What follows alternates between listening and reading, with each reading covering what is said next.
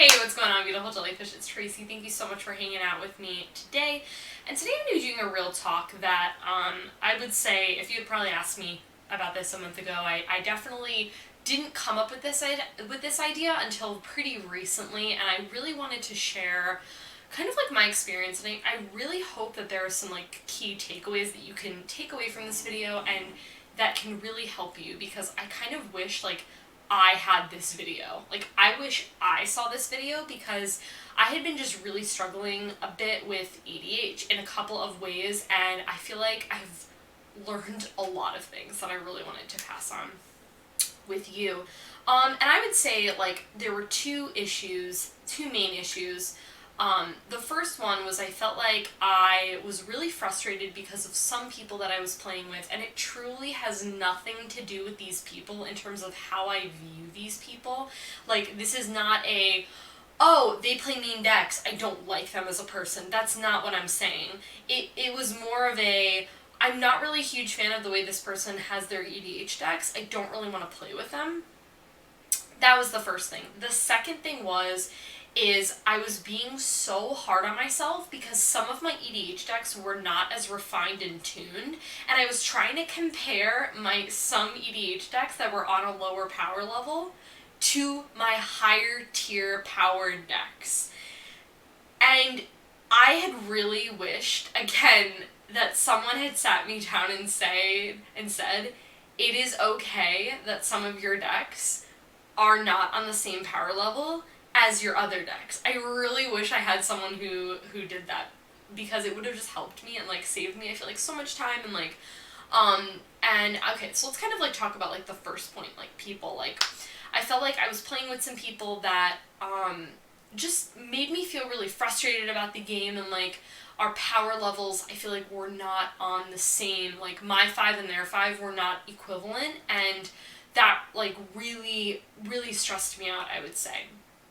And so my like solution to this basically is I am extremely picky with who I play Commander with. I think some people feel like they can't say no, or like some people feel like, oh, I'm sorry, we already have a group of 4. We don't want to play a 5th, or like this is our pod kind of thing. And I feel like some people feel like they're being rude by excluding is not the word that I'm looking for, because that is like, you know, that's not really what I'm trying to say, but like they feel like they can't say no to some people, or they feel like they're being rude if they are. And I honestly genuinely feel the way that you go about this, like, if you, as long as you say this in a really, like, you're not saying this in a mean tone at all, I don't think there's anything wrong with being particular about the people you want to play with. And I don't really know what the direct words are. Like, I don't know if I could really give you an example, like, of what that conversation might sound like. I don't know if I have the answer at this particular moment, but if I find the answer, I'll definitely let you guys know. But I think that's okay, and I think, I mean, I think a lot of you are like me in that you don't want to say no to someone or whatever, but I'm giving you and myself as well the okay that it is okay to do that. Because at the end of the day, you control your EDH experience, and you don't want other people to make you feel bad about the game. And if you're playing with people that you, again, it has nothing to do with who this person is, because you might really enjoy this person, you just like don't want to play Commander with them because you don't like their decks might be at a completely different power level than yours, and you don't want to play with them, that is okay. You are allowed to feel this way. You're validated, because, again, I wish someone had this conversation with me. That would have, like, really helped me. Because, again, I kept trying to, like, get in my head and be like, oh, no, I'm, like, being rude, or, like, I feel like I have to play with this person because we're friends, or, like, whatever. And, like, truly, like, play with the people that make you happy. Period. End of story. And this second point really kind of goes into this first point, which is, I felt like I was trying to do this thing where, again, I was trying to make every single one of my decks be really harsh and really aggressive, and I wanted all of my decks to be at like my top of my top 3, I would say. Like, right now I have, let me do some math here, I have 9 EDH decks.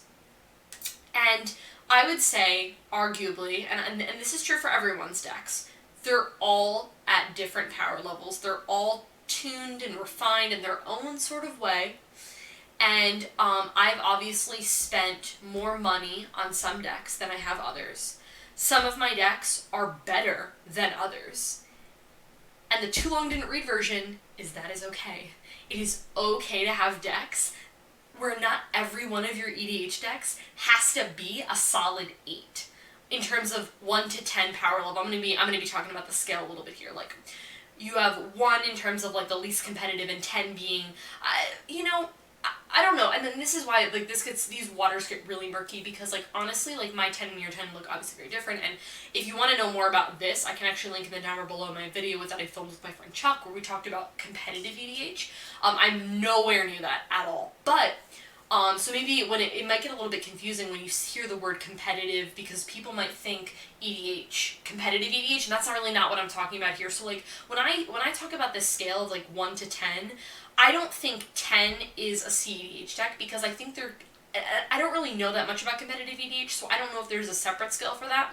But I'm talking like casual commander, like you can still have competitive might not be the right word here. You can still have really aggressive decks that do really powerful things in a casual setting, and that's okay. But on the same side, you can have really silly cards that you play with, and you can have a deck that's a 4 still be tuned and refined as best as it can be for a 4. I so wish that someone told me this, because, again, I felt like what I was trying to do with all of my decks, I was trying to turn them into something that they weren't. I have my decks that I think are good. I mean, again, I always feel, I'm so critical of myself, and I feel like there's so many times whenever I post deck texts I get really self-conscious, because I always feel like someone in the comments is just going to be like, this deck is trash, like, you spend $400 and this deck does nothing. And I always feel like guys, like, that has not happened. It's like, this is like all in my head, totally. But I think too, a lot of times, and I feel like maybe I should preface this in my deck text too, but I'm like, listen, in my play group, this deck is a 7.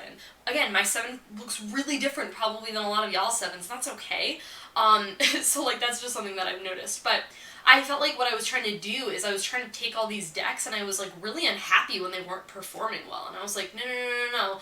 Have a variety of decks at different power levels. And in my opinion, if you're playing Commander and you have the luxury of having more than one Commander deck, I think it's cool to have different power levels at all these different things. I think that's really cool. I think it is totally valuable to have a deck that might have infinite combos, or that might have really expensive cards, that might just be a deck that's way more refined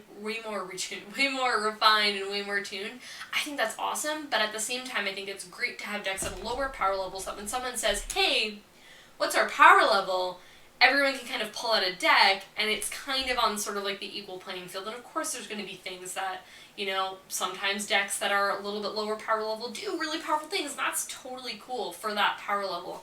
And that they might, not everything is going to be a perfect balance. Not everyone's 4 is going to be this really level thing. But I think I found kind of like this groove in like the people that I'm playing with right now, which I really love. And basically, I would just say, like, let your decks do their own thing, because pretty much what ended up happening, and I filmed this in my Commander updates that you guys saw in December, but I filmed it in November, so things changed a little bit. But I took apart my ladies deck because I just didn't think the deck was good. And the reality was, well, there's a lot of realities here, and I don't want to get into it that much in this video, because I'll do it in my next EDH updates if you want to, like, hear about that. But, like, pretty much, I didn't think the deck was good, so I took it apart. But the reality was, I was trying to make that deck be really competitive and be like a 7 or an 8, when the deck's probably like a 4 or a 5. And like, what I ended up doing is I took the deck apart because I was mad and I was frustrated. And so what I decided to do instead is I actually rebuilt the deck, and I tuned the deck so like the mana base is a lot better. That was one of the problems too. And the deck is still not a 7. And that's okay. The deck is still fun. I still need to do refines, and I still need to do tweaks, and you guys are going to be a hot minute until you guys see the deck tech, but like, I'm okay. I'm so okay with where I'm at with that deck. I built my Mughus God of Slaughter deck, which I don't know if I actually mentioned the EDH decks. That deck is probably like a 3 or a 4, and it is so fun. So fun. It is a sacrifice themed deck, and it runs like the jankiest cards, like Fraying Omnipotence. This card is hilarious, y'all. Like, it just does these jank things, but I have so much fun playing it, and I think that there's this, like... But again, I also have Tasigur, and Tasigur is, like, in my top 3, I would say, of, like, most refined, most tuned, most powerful decks. And I still have so much fun playing that. It's just... It's balance is what I think it really is, and it's having a variety of decks that fit those sort of spectrums. And I think if you are in a situation where you might be frustrated with your decks, for example, try making one deck really powerful. Try bringing back one deck, or try building a new one from, if you don't want to pull any of your current decks back, which I totally understand that. Build a new deck with the intentions of it not being as powerful. I feel like I find in the best Commander games that I've ever played, they've had this sort of notion where it's not all bias and it's not all one, but bias probably isn't the right word here, like it's not all one-sided where one person's just like holding all the cards, literally and figuratively, and it's just not really fun for everyone else because no one is playing at the same number, like no one has the same number in their head, and it's just not going well. I don't like games like that. I like games where things are more on the same playing field. Those are the games that I have the most fun with, that I feel like I remember the most. So, yeah, I think having that range is so important, and I think that's something that I just am realizing, and yeah, I'm just like, I'm having a lot of fun right now. I'm just like, I met like a couple of new friends, which is like really cool, and we've started to like jam EDH games, and I just feel like I'm in a really good situation. And I also feel like too, one of my new friends, Elliot, he was like, he only has 2 decks. He has one more powerful deck, one more lower power decks, but can still do really powerful things, right? And he said, he's like, I have 2 decks, and he's like, you know what, I want to invest in a third, because he's like, I'm getting tired of playing the same 2 decks, and that is, like, something that's going to be a reality, and, like, I like that I'm at a good point where I get the privilege and the ability to change out my decks or whatever, and I think if you're in a situation to do that, I think, like, that is so cool, because then it's like, what decks am I going to play today? And my friend Travis, who needs to be featured on my channel, he's like one of our good friends, and he has like 20 decks right now, and he's like, I don't bring all 20 decks, he's like, I just kind of like grab some, and then, that's kind of like the mix of the night or whatever, which I really like, and I think I'm probably going to get to that point, because I'm probably going to have too many decks at one point where I'm going to have to like pick and choose, because I have the Ultimate Grid Super Hive, and I can only hold 7 decks, and then I have Tasigur, which does not fit in there, because it's like the bigger one, but I'm going to get to that point, and I think it's going to be really cool. So, yeah guys, that's it for this video. I really hope that you guys like took something away from this video. Like, I really hope that that's like that in all of my real talks, but like, especially this one, because this one is just so like, again, I really wish that like I was on the reverse, and I wish I had someone telling me this, because it just would have been really helpful, and I think it would have saved me a lot of like, stress might not be the right word here, but like, just a lot of like, feelings, I would say, like frustration and stuff like that, that I feel like I don't really have anymore since like coming to realize these things. So that's it for my video, guys. Like it if you enjoyed it, subscribe to my channel if you're not already, and I'll catch you guys in my next one. Bye.